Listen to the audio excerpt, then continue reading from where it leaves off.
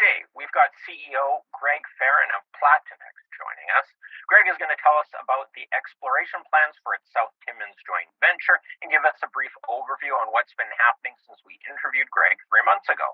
Platinex acquires and advances precious and battery metals projects in Ontario. It's Wednesday, August the 2nd. I'm Martin Gagel with Market Radius Research. Please remember, this is neither recommendation nor investment advice. We're here to learn about the company and get an update. Greg, thanks a lot for joining us. Glad to have you back here. And please, what's been going on with Platinex?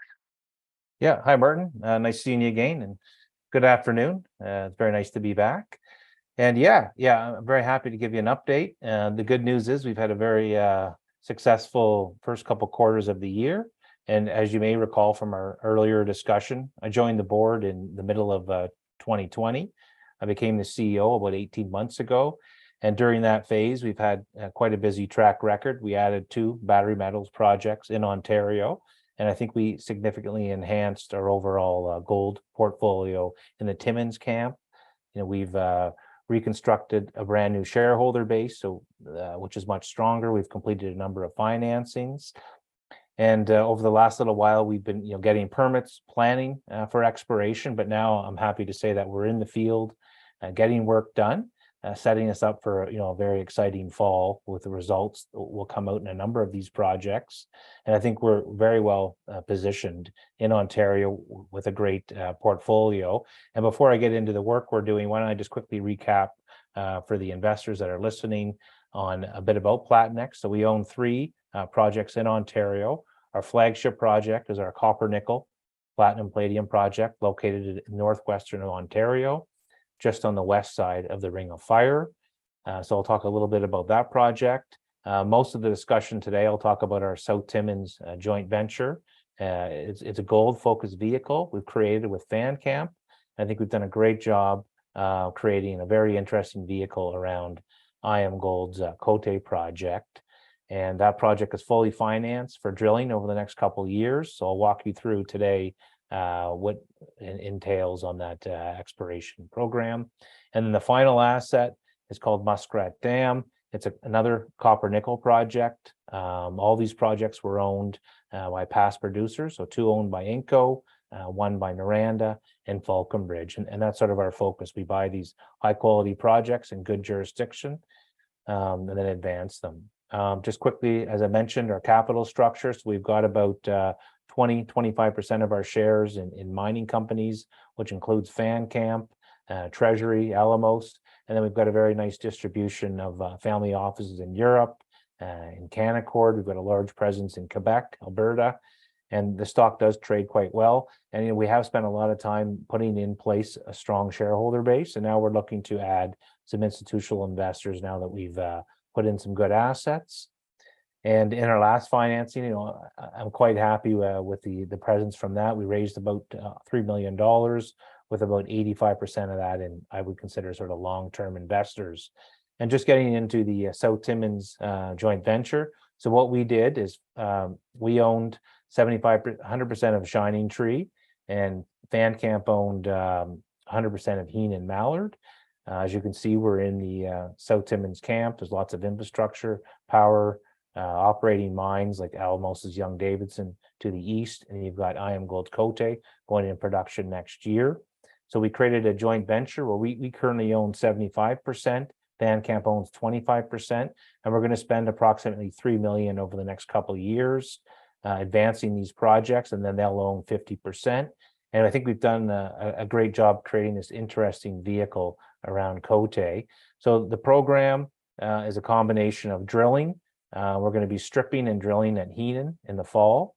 We're going to be doing prospecting, soil sampling around the former Noranda results at Mallard, with a goal of drilling that in the winter. And at Shining Tree, we're doing a combination of, we're going to be stripping at surface the historical mine, Rhonda, that we bought from Alamos, which is located right here in the center of the project. And then we're going to be continuing to do soil sampling and IP type work, preparing for a drill program in and around the central area where we think there's the highest potential for a new discovery. And we're actually, for the first time, going to be looking up here in this area we're calling number 1, which is an extension of the Herrick resource along the Ridout deformation zone. So we'll just be doing basic prospecting and looking in that new area. So the program is designed, for 3 reasons. 1, getting ready for this drill program, drilling the projects, and then getting the project ready for that additional funding through the joint venture into 24. So we're very excited about this program. And then just getting into our copper project. So when we met, I guess 3 months ago, we didn't have it permitted. So I'm happy to say that we have completed the permitting process. It took us about a year. It's a lot of work, working with the government, the First Nations, just making sure we've got that relationship in place. I believe we've got the best asset in the Oxford Stall Dome, which hosts a number of these large deposits. And talking about copper nickel projects, there are other projects like chromite and gold, but we're focused on this VMS project, and we control the Lansdowne House project. And there is some very significant historical drill holes up over 200 meters. And the other interesting deposit is Eagle's Nest. It's much smaller, it's more advanced, of course, and higher grade. But in terms of a big district scale project with very large geological potential and very large historical drilling. So we're happy to get that permitting done. And now what we're doing is we're modeling all the historical drill holes, putting together the historical resource, doing Maxwell plate modeling on the new drill program. And so that's getting all that information digitized, and then do a compilation for some strategic investors. And then we'll look at beginning to drill that program in the winter. And I think that'll be a very important milestone for the company is confirming that historical resource and expanding that resource. And, like I said, it's a trophy asset in this district, and I think there'll be a lot of longer term interest. And then, as you can see, Barrick just moved into the camp about a month ago. We were quite surprised to see Barrick move in right beside us. We think they're looking for copper projects. I mean, we know that's their focus, and looking for these large scale projects. There is a lot of gold potential as well through this camp, but it's all quite early stage. So I think they're there for the copper potential. About how far away is their property from yours?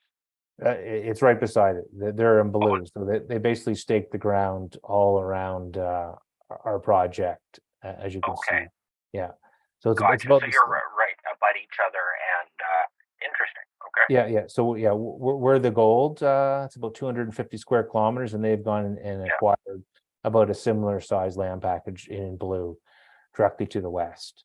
And it is a very interesting region, because even on our project, you've got some high grade gold samples. And then, of course, you've got the large sort of bulk tonnage copper nickel deposits in the central area. But you've even got chromite, high grade vanadium, titanium results up here, where I'm just in that north corner. And then on the far east side, we've got some very interesting targets that look a lot like Eagle Nest that through VTEM work that we'd like to get out and drill in its first phase. Right. Yeah, and then the final development for the company is we did receive a grant from the Ontario government for $200,000. It was awarded to our Muskrat Dam project, which we're quite happy about. So the people are in the field now. They're going to be doing a prospecting, some sampling, some mapping, looking at the lithium potential. And then in another part of the project where the historical Inco work was on copper nickel, we'll do a large VTEM survey in the winter to look at that potential of that project. And then we do have sort of a strategy coming in place where we're looking to spin out this project, which I can't say too much more about, but it will be a sort of value creating transaction for our shareholders, and something they can look forward to in sort of the fall, fourth quarter. But in the meantime, we're in the field now with this grant, and so we're quite happy to receive that funding, and that's the point of the funding that the Ontario government is doing, is getting projects that may not have been worked before. You get that initial funding, you make a discovery, you have some good results, and then the exploration companies will continue funding that project. So that's the update, Martin. That's great. You have been busy and you've got a lot on the go here. You've got $2 million in the bank, so that can get you a fair amount of headway. What is with all that going on, what is the sort of chronological milestones we should be expecting over the next few months? Yeah. Yes. So most of the capital we have now is going to that South Timmins gold joint venture, and then the earn-in money will continue funding that in the first quarter of next year, and then we are funding the lithium work on the Muskrat Dam. Just to be clear, we don't have the funding in place at this point for the copper-nickel project, so we are looking at some strategic options once we complete, now that we have the permit, and once we complete this modeling work.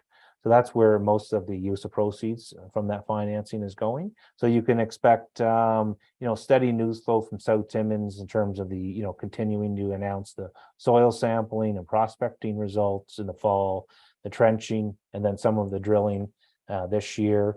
And then we'll do that winter program at Mallard, which will be a drill program, and then most likely a drill program in the first quarter at Shining Tree.